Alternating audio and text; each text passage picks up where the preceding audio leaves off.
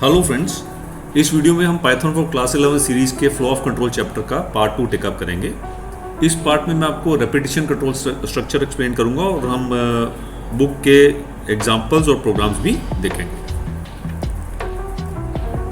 Repetition concept है programming में जिसमें कि हम एक सेट ऑफ स्टेटमेंट्स को बार बार एग्जीक्यूट करते हैं किसी एक पर्टिकुलर कंडीशन के ऊपर बेस्ड।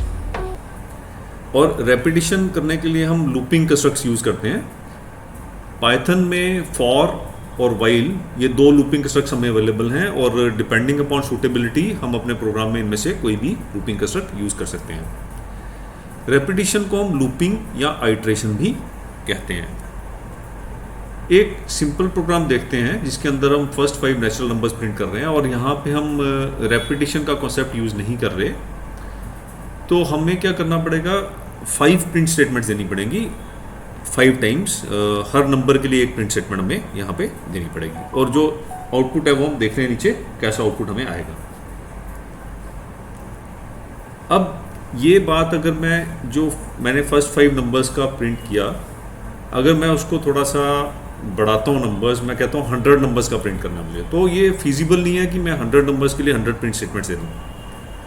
सो यहाँ पे लूपिंग वाला कॉन्सेप्ट, लूपिंग कंस्ट्रक्ट हमारे काम आता है। हम क्या करते हैं कि हम एक लूप में काउंटर वेरिएबल सेट करते हैं, कंट्रोल वेरिएबल भी कहते हैं इसे, और लूप को हम तब तक रन करते हैं जब तक कंट्रोल वेरिएबल एक पर्टिकुलर वैल्यू पे नहीं पहुँच जाता। मतलब जब तक कंडीशन ट्रू रहती है हम तब तक उस लूप को रन करते हैं। अब इसको हम थोड़ा सा एल्गोरिथमिक फॉर्म में देखते हैं, स्टेप्स की फॉर्म में देखते हैं, और यही प्रोग्राम हम टेकअप करते हैं कि हमें 100 नेचुरल नंबर्स फर्स्ट प्रिंट करने हैं। सो सबसे पहले हम एक वेरिएबल ले लेंगे, उस वेरिएबल का नेम हम अपनी रिक्वायरमेंट के हिसाब से डिफरेंट रख सकते हैं, लेकिन काउंट जैसे हमने यहाँ पे ले लिया तो उसकी इनिशियल वैल्यू हमने 1 सेट कर दी और काउंट की वैल्यू हम प्रिंट कर देंगे और फिर काउंट की वैल्यू को 1 से इंक्रीमेंट कर देंगे। और ये जो स्टेप 2 और स्टेप 3 है इसे हम रिपीट करेंगे। कंडीशन क्या लेंगे हम, जब तक काउंट की वैल्यू 100 से लेस देन इक्वल टू है, लेस या इक्वल है, तब तक हम ये स्टेप्स 2 और 3 रिपीट करेंगे। काउंट की वैल्यू प्रिंट करेंगे और काउंट को इंक्रीमेंट करेंगे। सो यहाँ पे जो हमारा कंट्रोल वेरिएबल है वो यहाँ पे काउंट है और कंट्रोल वेरिएबल को हम कंडीशन में कंपेयर करेंगे और जब तक कंडीशन ट्रू है तब तक हमारी लूप ये रेपिटेटिवली ये सेट ऑफ इंस्ट्रक्शन नंबर 2 और 3 पे हमारी रिपीट होती जाएंगी। लूपिंग कंस्ट्रक्ट्स जो है ये हमें फैसिलिटी प्रोवाइड करते हैं सेट ऑफ स्टेटमेंट्स को बार बार एग्जीक्यूट करने में, और जो स्टेटमेंट्स हैं वो तब तक एग्जीक्यूट होती हैं जब तक लॉजिकल कंडीशन ट्रू नहीं हो जाती, ट्रू रहती है, तब तक ये स्टेटमेंट्स एग्जीक्यूट होती हैं। सो ये जो लॉजिकल कंडीशन है ये एक लूप के वेरिएबल पे चेक होती है जिसे हम कंट्रोल वेरिएबल भी कहते हैं, और जब भी ये कंडीशन फॉल्स होती है तभी लूप टर्मिनेट हो जाती है। प्रोग्रामेटिकली हमें इस लूप के अंदर ये इंश्योर करना है कि कंडीशन जो है वो फाइनली हमारी फॉल्स हो जाए। अगर किसी भी केस में कंडीशन फॉल्स नहीं होगी तो ये एक इनफाइनाइट लूप बन जाएगी और ये प्रोग्राम टर्मिनेट ही नहीं होगा। फॉर लूप को फ्लोचार्ट फॉर्म में अगर हम समझना चाहते हैं तो हम यहाँ सामने फ्लोचार्ट है जिसके अंदर कि हम देखते हैं कि सबसे पहले जब प्रोग्राम स्टार्ट होता है उसके बाद हम एक इनिशियलाइजेशन स्टेटमेंट देते हैं। इनिशियलाइजेशन स्टेटमेंट क्या थी, जैसे हमारे एल्गोरिदम में था, हमने काउंट वेरिएबल लिया था काउंट इक्वल टू 1, सो हमने इनिशियल कर दिया, जो काउंटर वेरिएबल है या कंट्रोल वेरिएबल है उसकी एक इनिशियल स्टार्टिंग वैल्यू हमने सेट कर दी। इनिशियलाइजेशन के बाद हम कंडीशन टेस्ट करते हैं। सो कंडीशन टेस्ट होने के बाद अगर कंडीशन ट्रू होती है, फॉर एग्जाम्पल यही एग्जाम्पल लेते हैं जो पीछे हमने डिस्कस किया, अगर कंडीशन ट्रू होती है, count less than equal to 100 होता है, तो फिर ट्रू होने पे body of the for loop चलती है।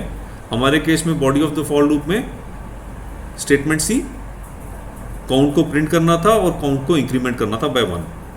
सो जब काउंट प्रिंट होगा और काउंट इंक्रीमेंट होगा बाय 1 तो फिर से लूप का नेक्स्ट इटरेशन स्टार्ट होगा जिसके स्टार्टिंग में फिर से टेस्ट एक्सप्रेशन हमारा टेस्ट होगा, ट्रू होगा तो बॉडी ऑफ द लूप फिर से एग्जीक्यूट होगी।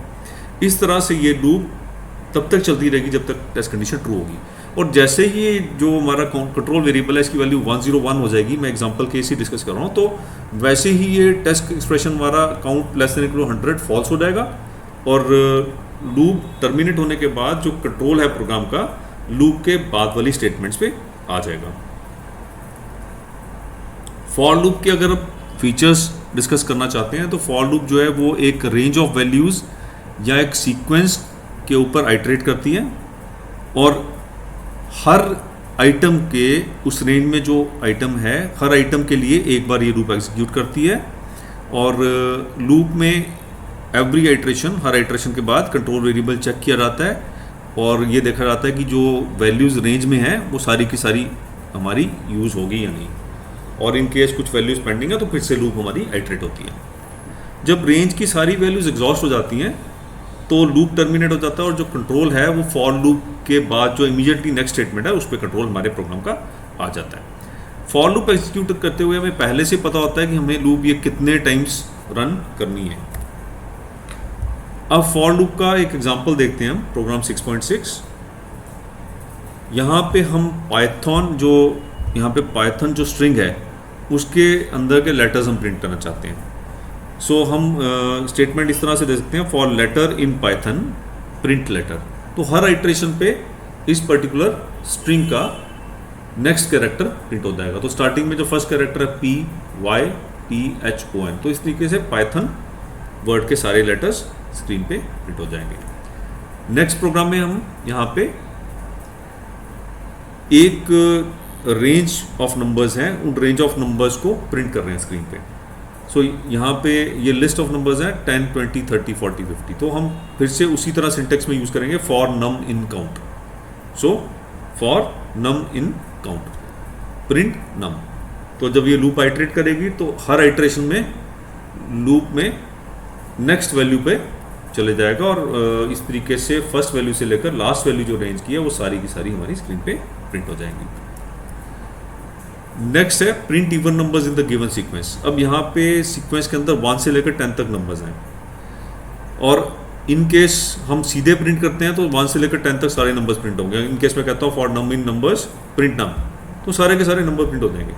अब यहाँ पे लेकिन प्रोग्राम में हमारी रिक्वायरमेंट क्या है, हमें सिर्फ इवन नंबर्स प्रिंट करने हैं। तो फॉर लूप के अंदर हम इफ कंडीशनल लगा के मॉडुलस ऑपरेटर यूज़ करके चेक करेंगे कि पर्टिकुलर नंबर जो है जिस पे अभी हम जिस आइट्रेशन में हम जिस पर्टिकुलर नंबर पे हैं वो 2 से डिविजिबल है या नहीं। जब लूप फर्स्ट टाइम रन करेगी तो इनिशियल वैल्यू लिस्ट में से 1 होगी नंबर की। सो 1 मॉडुलस 2 चेक होगा इक्वल टू 0, तो 0 नहीं है ये कंडीशन फॉल्स हो जाएगी तो नंबर प्रिंट नहीं होगा, मीन्स 1 प्रिंटिंग होगा। नेक्स्ट आइट्रेशन में फॉर लूप की नम की वैल्यू 2 होगी, 2 मॉडुलो 2 0 है तो नम प्रिंट हो जाएगा, मीन्स 2 प्रिंट हो जाएगा, नम 2 इज एन इवन नंबर। तो इस तरीके से इस पर्टिकुलर लिस्ट के हर नंबर के लिए मॉडुलस ऑपरेटर यूज़ करके चेक किया जाएगा कि नंबर 2 से डिविजिबल है या नहीं। अगर नंबर डिविजिबल होगा तो उसकी वैल्यू प्रिंट हो जाएगी, अगर नहीं डिविजिबल होगा तो वो नंबर स्किप हो जाएगा। अब फॉर इन वाला syntax, for variable in range, ये वाला सिंटेक्स हमने देख लिया। अब रेंज की हम वैल्यू भी जनरेट कर सकते हैं जो कि हम रेंज फंक्शन यूज़ करके जनरेट करते हैं। सो रेंज फंक्शन जो है पाइथन का इनबिल्ट फंक्शन है जो कि 3 पैरामीटर्स लेता है, स्टार्ट, स्टॉप और स्टेप। इसमें से स्टार्ट और स्टेप वाले पैरामीटर्स जो हैं वो ऑप्शनल हैं और स्टॉप वाला पैरामीटर जो है वो मैंडेटरी है। सो इस पर्टिकुलर फंक्शन से हम लिस्ट जनरेट कर सकते हैं जिसके अंदर की स्टार्ट से लेकर स्टॉप से एक वैल्यू कम। सो स्टार्ट से लेकर स्टॉप से एक वैल्यू कम तक इवेल्युएट होता है इसमें, और वो हमारा लिस्ट जनरेट हो जाएगा इस रेंज फंक्शन को रन करने पर। इसका एक एग्जांपल लेता हूं मैं जिसके आपको बिल्कुल अच्छे से समझ आ जाएगा। इन केस मैं लेता हूं रेंज 1,11,1। तो इसका मीनिंग क्या है कि मेरा स्टार्टिंग नंबर जो है रेंज का वो 1 है, मेरा स्टॉप वेरिएबल वैल्यू है 11 और मेरी स्टेप वैल्यू है 1। तो ये इन केस मैं इस रेंज फंक्शन को यूज़ करता हूँ तो मेरा जो लिस्ट जनरेट होगी वो 1 से लेकर 10 तक होगी, क्योंकि हमने कहा है कि स्टॉप वाला जो वैल्यू है वो एक्सक्लूड होता है, वो बीच में ऐड नहीं होता। और हमारी स्टेप वैल्यू 1 है तो 1 से लेकर 10 तक के नंबर्स की लिस्ट इस फंक्शन को रन करके हमारी जनरेट होगी। अब कुछ एग्जांपल्स देखते हैं, क्योंकि हमने देखा कि जो स्टॉप वैल्यू है वो मैंडेटरी है और स्टार्ट और स्टेप वैल्यू जो है वो मैंडेटरी नहीं है। तो इस फर्स्ट एग्जांपल में हमने स्टार्ट और स्टेप को स्पेसिफाई नहीं किया। सो डिफ़ॉल्ट वैल्यू जो स्टार्ट की है वो 0 है और स्टेप की डिफ़ॉल्ट वैल्यू 1 है। सो जब हम लिस्ट रेंज 10 यहाँ पे हम ये पाइथन के इंटरप्रेटर में टाइप करेंगे तो हमारी एक लिस्ट जनरेट हो जाएगी, क्योंकि डिफ़ॉल्ट स्टार्ट वैल्यू 0 है तो 0 से स्टार्ट होगी, और हमें पता है कि स्टॉप वैल्यू से एक नंबर कम तक हमारी वैल्यूज जो है इंक्लूड होती हैं, तो 9 तक वैल्यूज इंक्लूड होंगी, और स्टेप वैल्यू डिफ़ॉल्ट 1 है, तो फर्स्ट वैल्यू के बाद हर नेक्स्ट वैल्यू में 1 से इंक्रीमेंट होता रहेगा, तो 0 से लेकर 9 तक ये लिस्ट हमारी जनरेट हो जाएगी। नेक्स्ट एग्जांपल देखते हैं। यहाँ पे लिस्ट रेंज 2,10 ये दिया गया। सो हम देख रहे हैं कि 2 जो है हमारा स्टार्ट वैल्यू है, 10 स्टॉप वैल्यू है, और स्टेप वैल्यू यहाँ पे नहीं दी गई। हमें मालूम है कि डिफ़ॉल्ट जो स्टेप वैल्यू है वो 1 है। सो यहाँ पे ये जो लिस्ट इवेल्युएट होगी तो स्टार्ट वैल्यू 2 से ये 9 तक चलेगी, स्टॉप वैल्यू से एक नंबर लेस, और स्टेप वैल्यू बाय डिफ़ॉल्ट 1 है, तो 2, 3, 4 अप टू 9 ये लिस्ट हमारी जनरेट होगी।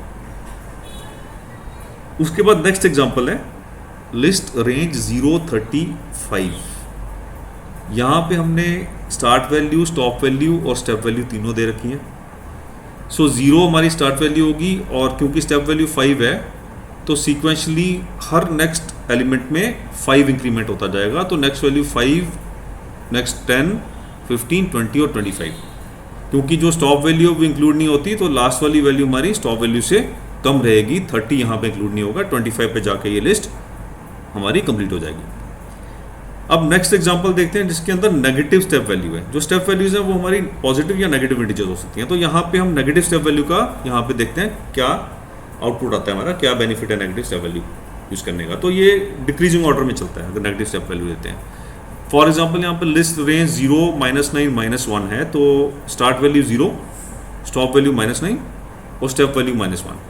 तो 0 से स्टार्ट होगी हमारी लिस्ट, हर नेक्स्ट जो एलिमेंट है उसमें -1 से डिक्रीमेंट होगा, तो अप टू जो स्टॉप वैल्यू है उससे एक नंबर कम पे ये लिस्ट जाके क्लोज हो जाएगी, मीन्स -8 पे जाके हमारी ये लिस्ट कंप्लीट हो जाएगी, राइट। सो इसके बाद हम उसी एल्गोरिदम को फिर से लेते हैं जो हमने स्टार्टिंग में लिया था, जिसमें हमने फर्स्ट 100 नेचुरल नंबर्स प्रिंट किए थे।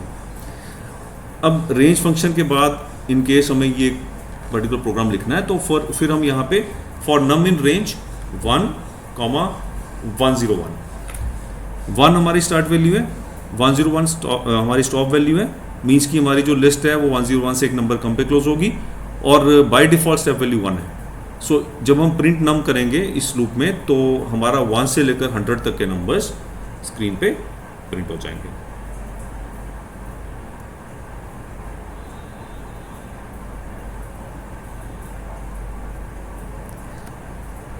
प्रोग्राम 6.9 देखते हैं। अब प्रोग्राम 6.9 में हमारी रिक्वायरमेंट है कि हमने मल्टीपल्स प्रिंट करने 10 के, हमारे पास एक रेंज ऑफ नंबर्स दी गई है और इस रेंज ऑफ नंबर्स में हमने 10 के मल्टीपल्स प्रिंट करने हैं।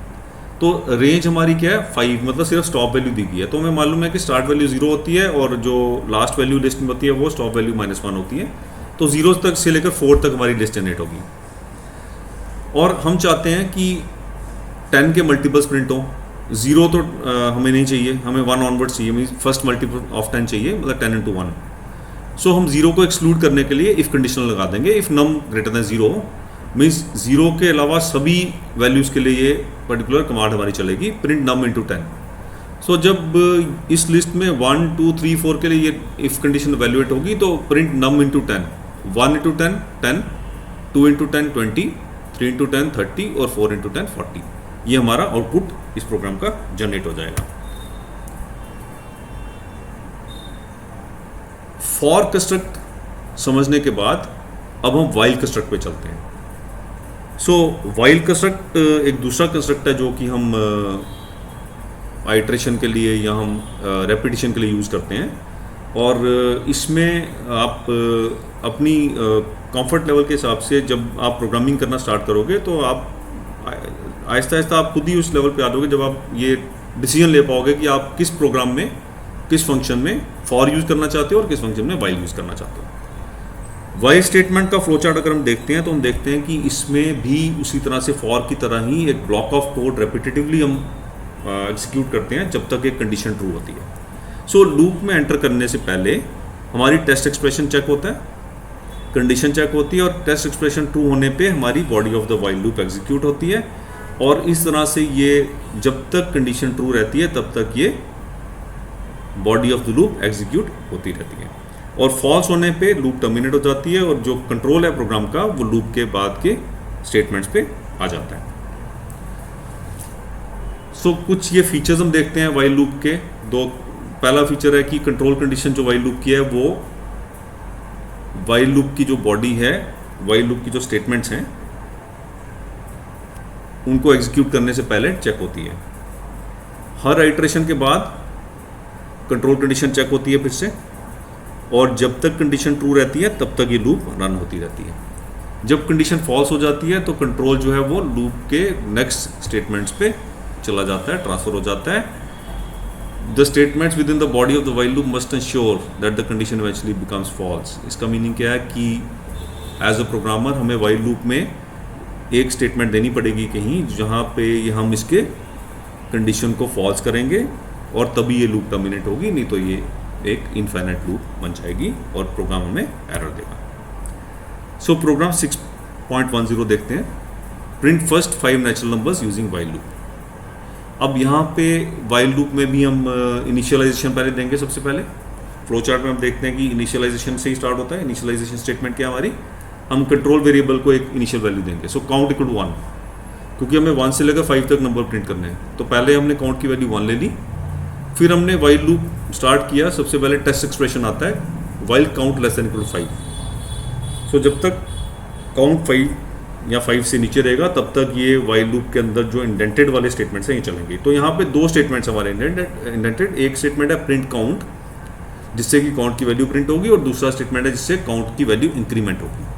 सो ये सेकंड वाला स्टेटमेंट भी बहुत इंपॉर्टेंट है, क्योंकि अगर हम काउंट की वैल्यू इंक्रीमेंट नहीं करेंगे तो ये इनफाइनाइट लूप बन जाएगी और एक ही नंबर प्रिंट होता जाएगा हमारा 1, मतलब जो स्टार्टिंग में लूप में एंटर कर रहे हैं वही नंबर बार बार प्रिंट होता जाएगा और ये इनफाइनाइट लूप बन जाएगी। So count plus equal to 1 के बाद काउंट की वैल्यू लूप के हर आइटरेशन में इंक्रीमेंट होती जाएगी। जब लूप में एंटर करेंगे काउंट की वैल्यू 1 होगी, और कंडीशन टेस्टिंग के बाद जब 5 टाइम्स ये लूप एग्जीक्यूट कर जाएगी तो उसके बाद काउंट की वैल्यू 6 हो जाएगी, और हमारी कंडीशन फॉल्स होने की वजह से ये प्रोग्राम यहाँ पे खत्म हो जाएगा, टर्मिनेट हो जाएगा। अब प्रोग्राम हम 6.11 देखते हैं। Find the factors of a number using while loop. इसके लिए हमें मैथमेटिक्स का लॉजिक मालूम है कि इन केस नंबर के फैक्टर हमें फाइंड करने हैं तो हम कहाँ से स्टार्ट करते हैं। हम 1 तो हर नंबर का फैक्टर है, 1 के बाद हम 2 से स्टार्ट करते हैं और नम डिवाइड बाई 2।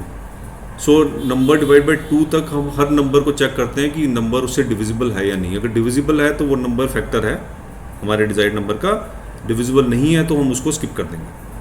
तो यहाँ भी ये कॉन्सेप्ट यूज़ करेंगे। हमें पता है कि प्रोग्रामिंग में, पाइथन में हम एक नंबर डिविजिबल है या नहीं उसके लिए मॉडुलस ऑपरेटर यूज़ करते हैं, तो वही कॉन्सेप्ट हम यूज़ करेंगे। तो सबसे पहले हमने क्या किया कि एक मैसेज डिस्प्ले करके यूज़र से इनपुट ले लिया, जिसमें हमने यूज़र से नंबर एक्सेप्ट कर लिया, enter number two find its factor.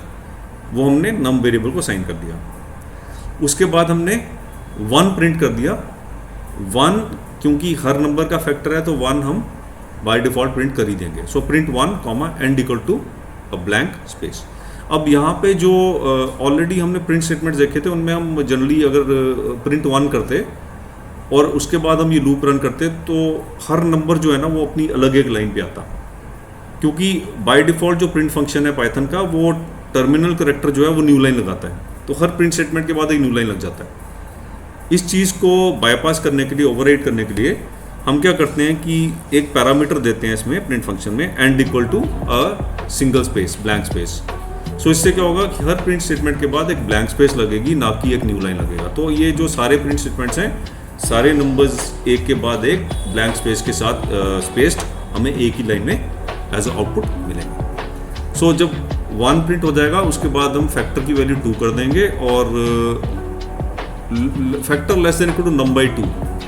हमारी लूप कहाँ से चलेगी, 2 से लेकर नम बाय 2 तक। और हर इटरेशन में हम नंबर की पर्टिकुलर फैक्टर से डिविजिबिलिटी चेक करेंगे मॉडुलस ऑपरेटर यूज करके। अगर नंबर डिविजिबल है फैक्टर से तो मॉडुलस ऑपरेटर हमारा 0 रिटर्न करेगा, और प्रिंट फंक्शन हमारा रन करेगा और फैक्टर मीन्स वो जो नंबर है जिसका जो फैक्टर है हमारे नंबर का वो प्रिंट हो जाएगा और साथ में एक ब्लैंक स्पेस हमारे एंड में प्रिंट हो जाएगी। इस तरह से ये लूप चलती जाएगी और लूप के हर इटरेशन में हमारे फैक्टर को हम 1 से इंक्रीमेंट करते जाएंगे और लास्ट में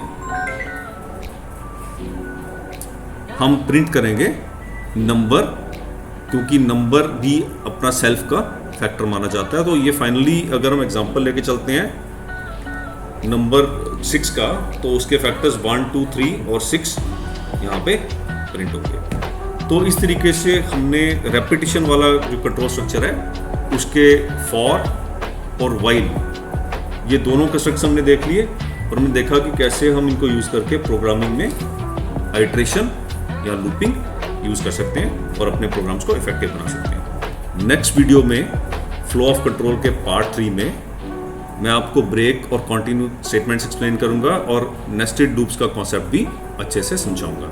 आपको ये वीडियो अच्छा लगा तो लाइक बटन पे हिट करें, चैनल को सब्सक्राइब करके बेल आइकन क्लिक करें ताकि आपको फ्यूचर वीडियो अपडेट्स मिलते रहें। Happy coding friends.